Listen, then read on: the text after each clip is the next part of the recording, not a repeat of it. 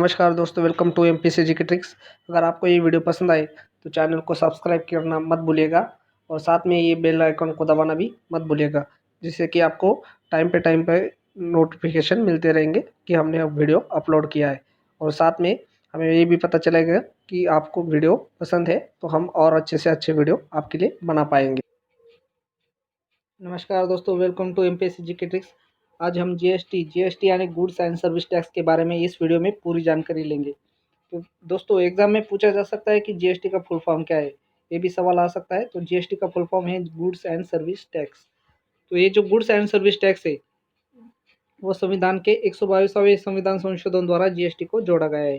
तो एग्जाम में ये सवाल आ सकता है दोस्तों कि कौन से संविधान संशोधन द्वारा जीएसटी जोड़ा गया, तो उसका जवाब होगा 122वां संविधान संशोधन। ये आपको और सबसे पहले फ्रांस में जीएसटी लागू हुआ। तो कौन से देश में सबसे पहले जीएसटी लागू हुआ? तो फ्रांस ऐसा कंट्री है जिसने सबसे पहले जीएसटी लागू हुआ। जीएसटी वर्तमान में कुल 145 देश में चल रहा है। कुल 145 देश में अब जीएसटी इम्प्लीमेंट।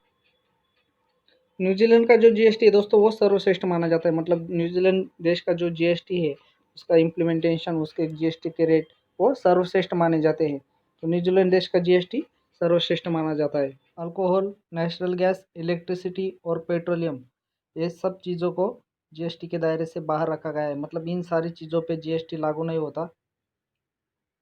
जैसा कि आप इमेज में देख सकते हैं, इलेक्ट्रिसिटी, अल्कोहल, नेचुरल गैस और पेट्रोलियम, ये सब चीज़ें हैं, इन पे जीएसटी लागू नहीं होता। मतलब इन चीज़ों को जीएसटी के दायरे से बाहर रखा गया है। अब देख सकते हैं कब, कहाँ, किस दर से लागू हुआ जीएसटी।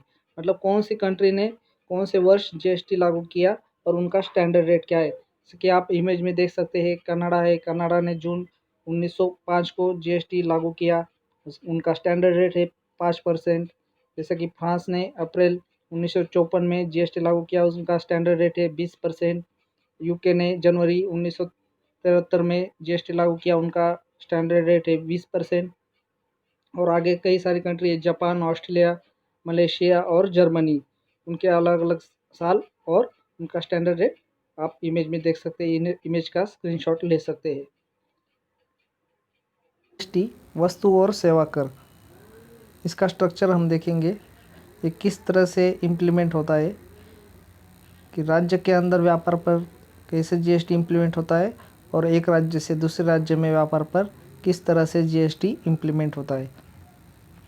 तो दोस्तों, आप जैसा कि इमेज में देख सकते हैं, जीएसटी दो तरह से इम्प्लीमेंट होता है। एक राज्य के अंदर व्यापार पर जो इम्प्लीमेंट होने वाला जीएसटी है वो, और दूसरा है एक राज्य से दूसरे राज्य में व्यापार पर लगने वाला जीएसटी।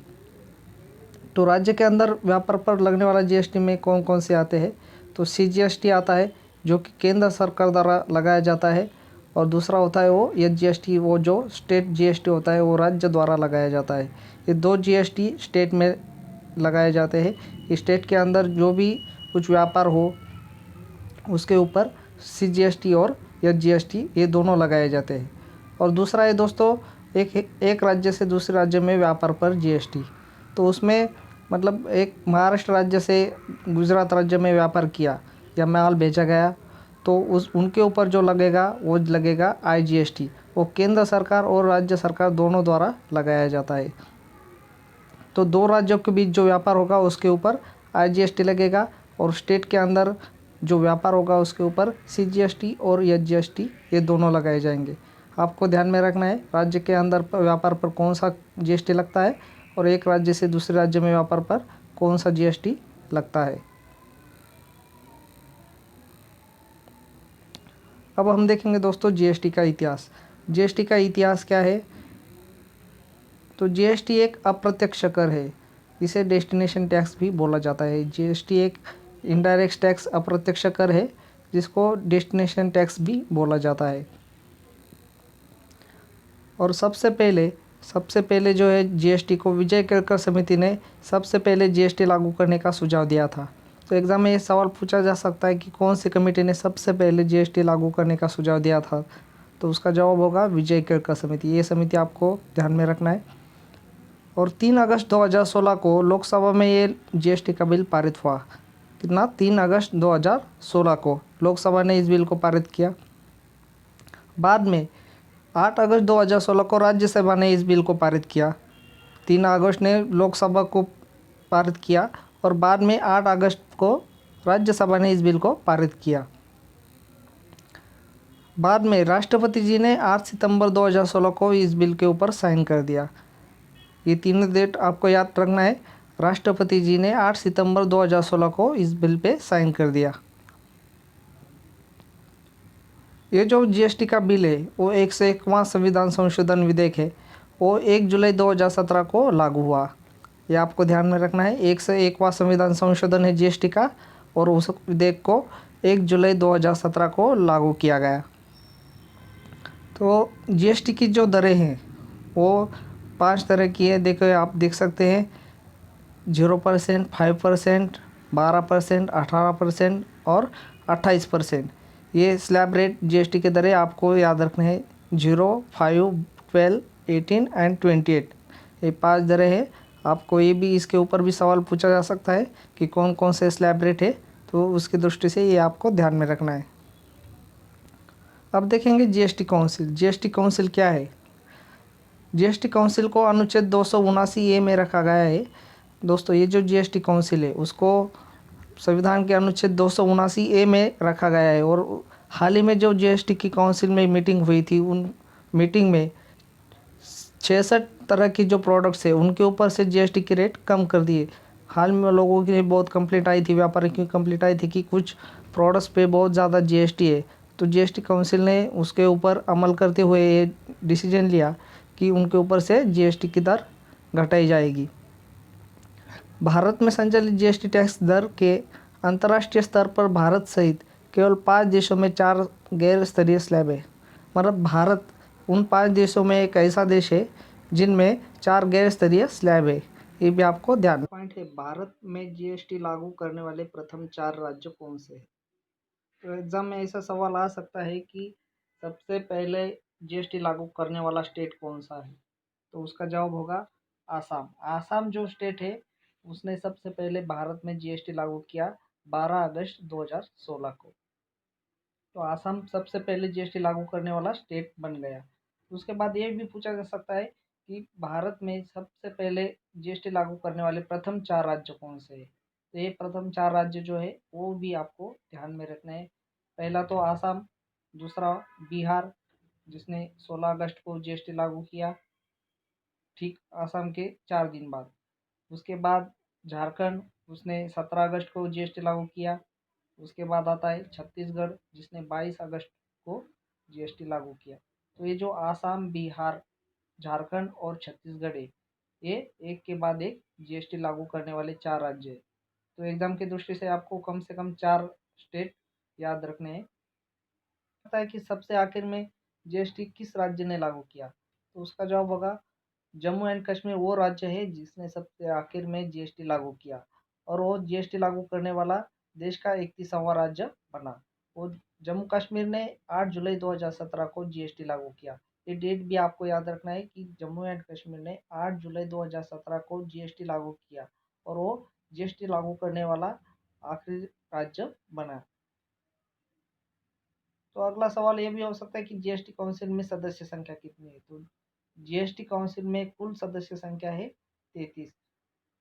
तो उन 33 सदस्यों में देश के हमारे देश के जो वित्त मंत्री है वो उस जीएसटी काउंसिल के प्रेसिडेंट होंगे। बाद में जो स्टेट के फाइनेंस मिनिस्टर है वो उनके सदस्य होंगे। तो ये भी आपको याद रखना है कि जीएसटी काउंसिल में हाल में 33 सदस्य है और देश के जो वित्त मंत्री होते हैं वो उसके प्रेसिडेंट होते हैं। तो सर्वप्रथम जीएसटी बिल का प्रारूप किसने तैयार किया? ये भी सवाल आ सकता है। तो सर्वप्रथम जीएसटी बिल का जो प्रारूप है वो असीम दास गुप्ता समिति ने जीएसटी बिल का प्रारूप तैयार किया। असीम दास गुप्ता कमेटी है जिसने सर्वप्रथम जीएसटी बिल का प्रारूप तैयार किया। तो अगला सवाल ये हो सकता है दोस्तों कि जीएसटी नंबर कितने डिजिट का होता है? तो जीएसटी नंबर कुल 15 डिजिट का होता है। तो ये आपको ध्यान में रखना है कि जीएसटी नंबर कुल 15 डिजिट वाला नंबर होता है। तो आगे देखेंगे हम जीएसटी के लाभ। जीएसटी से क्या क्या लाभ होंगे? उनमें पहला है आसान अनुपालन और पारदर्शिता। आसान अनुपालन और पारदर्शिता यानी पंजीकरण, रिटर्न भुगतान आदि जैसी सभी कर भुगतान सेवाएं करदाताओं को ऑनलाइन उपलब्ध होंगी। मतलब क्या, जो हम रजिस्ट्रेशन करेंगे, रिटर्न भरेंगे, भुगतान करेंगे, वो सभी फैसिलिटी जो है वो करदाताओं को क्या होगी, ऑनलाइन अवेलेबल होगी। मतलब उसके लिए उनको किसी ऑफिस में जाना नहीं पड़ेगा, वो अपने घर बैठे बैठे किसी मोबाइल पे सब ये ऑनलाइन भर सकेंगे। मतलब इससे क्या होगा, आसान अनुपालन हो जाएगा और पारदर्शिता भी बनी रहेगी। दूसरा जो है उसमें कर दर की संरचना समान। मतलब ये जो जीएसटी की कर रेट है, कर दर है, स्लैब है, वो क्या है, पूरे देश में समान लागू होंगी। अलग अलग स्टेट को अलग अलग जीएसटी की दरें लागू नहीं होगी, वो एक समान होगा, उसका ढांचा एक समान होगा। तो इससे में क्या होगा, निश्चितता में बढ़ोतरी होगी और व्यापार करना भी आसान हो जाएगा। मतलब एक तरह से ये व्यापार को तटस्थ बना देगा, क्योंकि वो टैक्स रेट भी सेम होंगे, उसका ढांचा भी सेम होगा, तो उसमें कुछ हेरा फेरी की या कुछ गड़बड़ी की आशंका नहीं होगी। तीसरा है करों पर कराधान। मतलब क्या, करों पर कराधान यानी क्या, कैस्केडिंग की समाप्ति। मतलब जो पहले जो होता था कि टैक्स के ऊपर टैक्स लगता था, वैट के ऊपर वैट लगता था। अगर कोई निर्माता या कोई कंपनी कोई प्रोडक्ट बनाती थी, तो उसके ऊपर उसको उत्पादक कर, निगम कर, वैट आदि जैसे बहुत सारे कर भरने पड़ते थे। उससे उस कीमत की, वस्तु की, प्रोडक्ट की जो लागत कीमत है वो बढ़ जाती थी, और वो फिर बाद में उसको डिस्ट्रीब्यूटर को बेचता था, डिस्ट्रीब्यूटर रिटेलर को बेचता था, उसके ऊपर भी वैट लगता था, और रिटेलर कस्टमर को बेचता था, उसके ऊपर भी वैट लगता था। इन सारी करों की वजह से जो अंतिम उपभोक्ताओं को वस्तु मिलती थी, उसका जो उसकी जो कीमत है वो बहुत बढ़ती थी, और इससे जो उपभोक्ता है उसके ऊपर ज़्यादा कर का, मतलब टैक्स का बोझ बढ़ता था। तो इससे क्या होगा, जीएसटी से वो सब कर, कराधान, कैस्केडिंग की समाप्ति होगी और उसकी छिपी हुई लागत भी। चौथा पॉइंट है प्रतिस्पर्धा में सुधार। व्यापार करने में लेन देन की लागत घटने से व्यापार और उद्योग के लिए प्रतिस्पर्धा में सुधार को बढ़ावा मिलेगा। मतलब व्यापार करने में जो लेन देन होता है उसकी जो लागत कीमत होती है वो घट जाने से जाहिर सी बात है कि व्यापार और उद्योग के लिए बढ़ावा मिलेगा, उनको कंपटीशन करने में आसानी होगी, और एक दूसरे से वो अच्छी तरह से कंपटीशन करके अपना व्यापार बढ़ा सकेंगे। ये सब जीएसटी की वजह से हो पाएगा। पांचवा पॉइंट है निर्माताओं और निर्यातों को लाभ। मतलब जो वस्तु निर्माण करने वाले जो कंपनियां हैं और जो एक्सपोर्टर्स है, उनको ये जीएसटी से लाभ होगा। वो किस तरह से, वो आगे दिखते। जीएसटी स्थानीय रूप से निर्मित वस्तुओं और सेवाओं की लागत कम हो जाएगी। मतलब जीएसटी से जो प्रोडक्ट बनाने की कॉस्ट है, मतलब जो उनको लागत कीमत लगती है जो सर्विसेज लेने में या कुछ कच्चा माल लेने में, उनके ऊपर पहले टैक्स लगता था। तो अब जीएसटी की वजह से उनका टैक्स कम हो जाएगा, इससे वो कम रेट में अपनी प्रोडक्ट बना पाएंगे। इससे भारतीय वस्तुओं और सेवाओं की अंतर्राष्ट्रीय बाजार में होने वाली प्रतिस्पर्धा में बढ़ोतरी होगी और भारतीय निर्यातों को भी बढ़ावा मिलेगा। इससे क्या होगा, वो अपना जो प्रोडक्ट है वो कम रेट में बना पाए, तो वो इंटरनेशनल मार्केट में अपना वो प्रोडक्ट कम रेट में बेच सकेंगे। उससे क्या होगा, उनके माल की डिमांड बढ़ेगी और उनका व्यापार भी बढ़ेगा, और जाहिर सी बात है कि देश का भी एक्सपोर्ट बढ़ेगा। तो ये जो 5 पॉइंट है उससे जीएसटी से लाभ होंगे, ये आपको ध्यान में रखने हैं 5 पॉइंट। अगला पॉइंट है दोस्तों, जीएसटी से केंद्र और राज्य सरकारों के लिए होने वाले लाभ। अब ये जीएसटी है, उससे केंद्र और राज्य सरकारों को क्या क्या लाभ होंगे वो अब हम इस पॉइंट में देखेंगे। तो उसमें पहला पॉइंट है सरल और आसान प्रशासन। मतलब ये जीएसटी से जो पहले जो कंजेस्टेड होता था टैक्स कलेक्ट करना, इकट्ठा करना, उस पर बहुत सारा खर्चा होता था, टैक्स में हेरा फेरी होती थी, कर चोरी होती थी, ये जो कंपनियां अलग अलग रास्ते अपनाती थी टैक्स चोरी करने की, वो सब अब नहीं होगा। मतलब वो सब अब सरल और आसान हो जाएगा। केंद्र और राज्य स्तर पर सभी अप्रत्यक्ष करों को जीएसटी लागू करके हटाया जा रहा है। मतलब केंद्र और राज्य सरकार दोनों मिला के अभी पहले जो जितने भी अप्रत्यक्ष कर थे उन सभी करों को अभी हटाया जा रहा है और सब अब एक ही टैक्स लगेगा, वो है जीएसटी। जीएसटी केंद्र और राज्य द्वारा अभी तक लगाए गए सभी अन्य प्रत्यक्ष करों की तुलना में प्रशासनिक नज़रिए से बहुत सरल और आसान होगा। मतलब ये जीएसटी है वो लगाना काफ़ी आसान है। मतलब पहले जो बहुत तरह की अलग अलग रूल्स थे, अलग टैक्स के अलग अलग कंडीशंस थे, तो अब ये जीएसटी की वजह से नहीं होगा। तो जीएसटी का एक ही टैक्स रेट होगा, एक ही ढांचा होगा। उनकी वजह से वो एडमिनिस्ट्रेटिव नज़रिए से स्टेट को और सेंट्रल को बहुत ही सरल और आसान हो जाएगा। ये उनको बहुत बड़ा फ़ायदा होगा, केंद्र और राज्य सरकार को। दूसरा पॉइंट है कदाचार पर बेहतर नियंत्रण। कदाचार पर बेहतर नियंत्रण मतलब पहले जो कर चोरी होती थी, मतलब अलग अलग रास्ते होते थे कर चोरी करने के, मैंने आपको पहले बताया, वो अब नहीं हो पाएगा। मतलब मजबूत सूचना प्रौद्योगिकी बुनियादी ढांचे के कारण जीएसटी से बेहतर कर अनुपालन परिणाम प्राप्त होंगे। मतलब अब जो मजबूत सूचना प्रौद्योगिकी ढांचा है उसकी वजह से अब कर चोरी करना इतना आसान नहीं होगा, उस पर बेहतर तरीके से नियंत्रण लाया जाएगा। ये केंद्र और राज्य सरकार को जीएसटी से होने वाले फायदे। अब जीएसटी से उपभोक्ताओं के लिए होने वाले लाभ क्या है? तो ये जीएसटी से सिर्फ केंद्र और राज्य सरकार को ही फायदा होगा और उपभोक्ताओं को क्या मिलेगा तो वो अब हम देखेंगे। उनमें पहला है वस्तुओं और सेवाओं के मूल्य के अनुपाती एकल एवं पारदर्शी कर। वस्तुओं और जो सेवाएं उनके मूल्य पर, मतलब जब पहले कैस्केडिंग लगता था, करों के ऊपर कर लगता था, वो अब नहीं लगेगा, एक ही कर लगेगा। उसकी वजह से उपभोक्ताओं को कम दाम में अपनी वस्तु मिलेगी। केंद्र और राज्यों द्वारा लगाए गए बहुल अप्रत्यक्ष करों के कारण आज देश में अनेक छिपे करों से अधिकांश वस्तुओं और सेवाओं की लागत पर प्रभाव पड़ता है। जीएसटी के अधीन विनिर्माताओं से लेकर उपभोक्ताओं तक केवल एक ही कर लगेगा, जिससे अंतिम उपभोक्ता पर लगने वाले करों में पारदर्शिता को बढ़ावा मिलेगा। जैसा कि मैंने पहले बताया कि करों के ऊपर जो कर कैस्केडिंग लगता था उसकी वजह से वस्तु की जो कीमत है वो अंतिम उपभोक्ताओं तक पहुंचने के बाद बहुत बढ़ती थी। मतलब उसको बहुत महंगी चीज़ खरीदनी पड़ती थी टैक्स की वजह से, कैस्केडिंग की वजह से। तो अब वो जीएसटी की वजह से नहीं होगा, वो एक ही टैक्स लगेगा। तो जाहिर सी बात है कि उपभोक्ताओं को भी कम दाम में वस्तु मिलेगी। उसमें दूसरा है समग्र कर भार में राहत। निपुणता बढ़ने और कदाचार पर रोक लगने के कारण अधिकांश उपभोक्ता वस्तुओं पर समग्र कर भार कम होगा, जिससे उपभोक्ताओं को लाभ मिलेगा। मतलब ये कैस्केडिंग ख़त्म होने से जो करों के ऊपर कर लगता था वो सब अब नहीं रहेंगे। मतलब वो समग्र जो कर भार उपभोक्ताओं के ऊपर लगता था वैट के ऊपर वैट वाला, तो वो अब नहीं लगेगा और जिससे कि उपभोक्ताओं को उससे लाभ मिले। तो दोस्तों ये थे अब तक के जीएसटी के सारे भी जितने भी कुछ बेसिक पॉइंट है वो मैंने एग्ज़ाम की दृष्टि से जो जो इम्पोर्टेंट है वो आपको बताए हैं।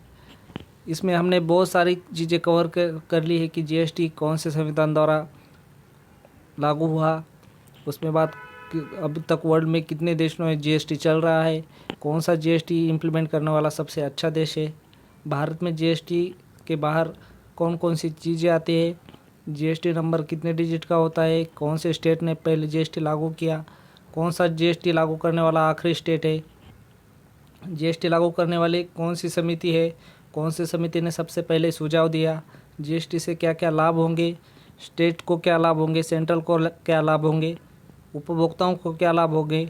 ये सब चीज़ें हमने इस वीडियो में देखी। जाहिर सी बात है आपको वीडियो पसंद आया होगा और आगे हम अभी एग्ज़ाम की दृष्टि से 20 सबसे इम्पोर्टेंट क्वेश्चंस आगे कंटिन्यू करने वाले, वो भी आप ध्यान से देखिए। तो एग्ज़ाम की दृष्टि से जितने भी महत्वपूर्ण सवाल है वो हम अब देखेंगे। तो चलिए टेस्ट शुरू करते हैं। पहला सवाल है जीएसटी के प्रकार कितने हैं? जीएसटी के प्रकार कितने हैं? तो उसका जवाब है ऑप्शन ए 3। जैसा कि मैंने आपको बताया जीएसटी के 3 प्रकार है, एसजीएसटी, सीजीएसटी और आईजीएसटी। सवाल दूसरा, सर्वप्रथम जीएसटी बिल का प्रारूप तैयार करने वाली समिति के अध्यक्ष कौन थे? सर्वप्रथम जीएसटी बिल का प्रारूप तैयार करने वाली समिति के अध्यक्ष कौन थे? उसमें ऑप्शन ए है Asim Das Gupta, option B Arun Jaitley, option C Manmohan Singh, option D Narendra Modi. तो उसका सही जवाब क्या है दोस्तों? उसका सही जवाब है ऑप्शन ए असीम दास गुप्ता। अगला सवाल है जीएसटी पंजीकरण संख्या में कुल कितने डिजिट होते हैं? जीएसटी में कुल कितने डिजिट होते हैं? तो जैसा कि मैंने आपको बताया है,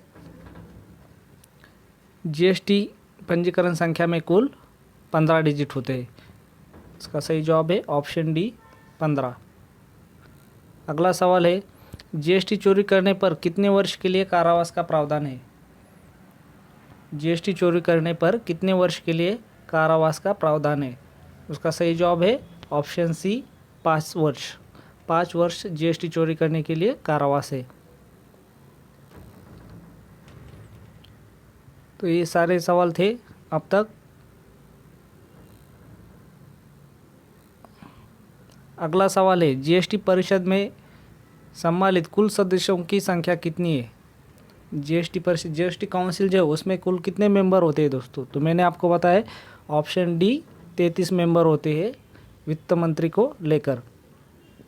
और हमारे देश के जो वित्त मंत्री फाइनेंस मिनिस्टर है वो इस जीएसटी परिषद के प्रेसिडेंट है, और कुल बाकी जो स्टेट है उसके फाइनेंस मिनिस्टर उसके सदस्य है। अगला सवाल है भारत का वह राज्य जहां जीएसटी अंत में लागू हुआ। भारत का वो कौन सा राज्य है जिसने जीएसटी अंत में लागू किया? तो मैंने आपको बताया कि जम्मू कश्मीर वो राज्य है जिसने जीएसटी अंत में लागू किया। Option B Jammu and Kashmir.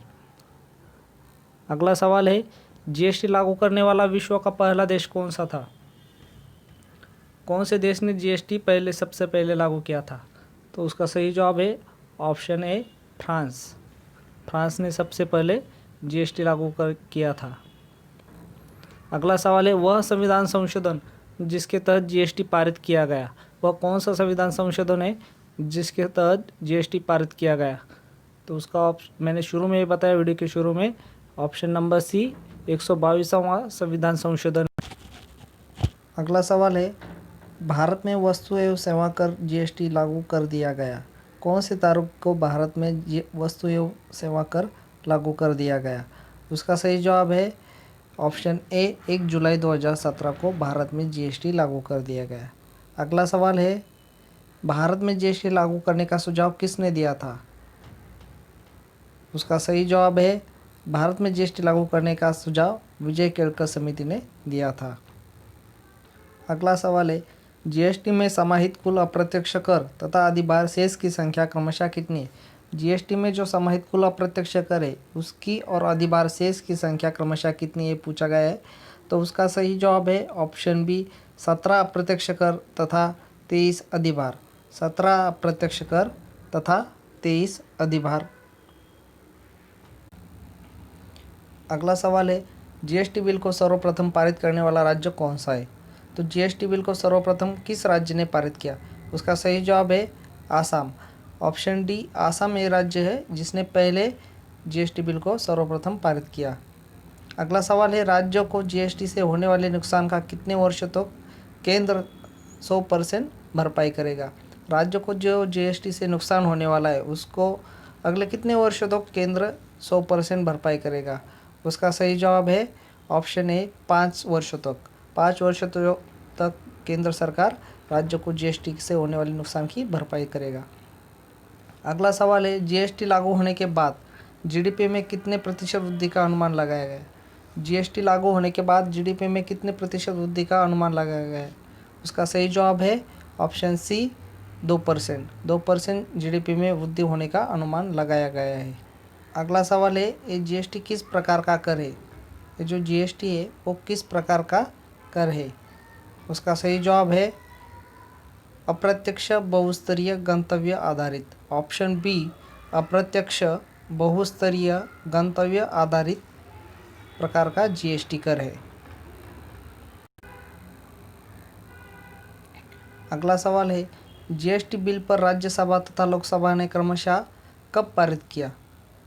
मतलब कौन से तारीख को राज्यसभा और लोकसभा ने जीएसटी बिल को पारित किया? उसका सही जवाब है ऑप्शन डी 3 अगस्त और 8 अगस्त 2016 को राज्यसभा और लोकसभा ने जीएसटी बिल को पारित किया। अगला सवाल है, जीएसटी की दरें क्या है? जीएसटी के स्लैब रेट कौन से है? जैसा कि मैंने आपको वीडियो में बताया है, उसका सही जवाब है ऑप्शन बी 0%, 5%, 12%, 18% और 28%। अगला सवाल है, जीएसटी बिल पर राष्ट्रपति ने अपनी मंजूरी कब दी? जीएसटी बिल पर राष्ट्रपति जी ने अपनी मंजूरी कब दी? उसका सही जवाब है ऑप्शन ए सितंबर 2016 को। सितंबर 2016 को राष्ट्रपति जी ने जीएसटी बिल पर अपनी मंजूरी दे दी। अगला सवाल है, संविधान के किस अनुच्छेद के तहत जीएसटी परिषद का गठन किया गया है? जैसा कि मैंने आपको बताया, संविधान के अनुच्छेद 279A के तहत जीएसटी परिषद का यानी जीएसटी काउंसिल का गठन किया गया है। तो उसका सही जवाब है ऑप्शन बी अनुच्छेद 279A। अब आखिरी सवाल, भारत का जीएसटी किस देश के मॉडल के ऊपर आधारित है? भारत का जो जीएसटी है वो किस देश के मॉडल के ऊपर आधारित है? उसका सही जवाब है ऑप्शन सी कनाडा। कनाडा देश के ऊपर भारत देश का जीएसटी आधारित है।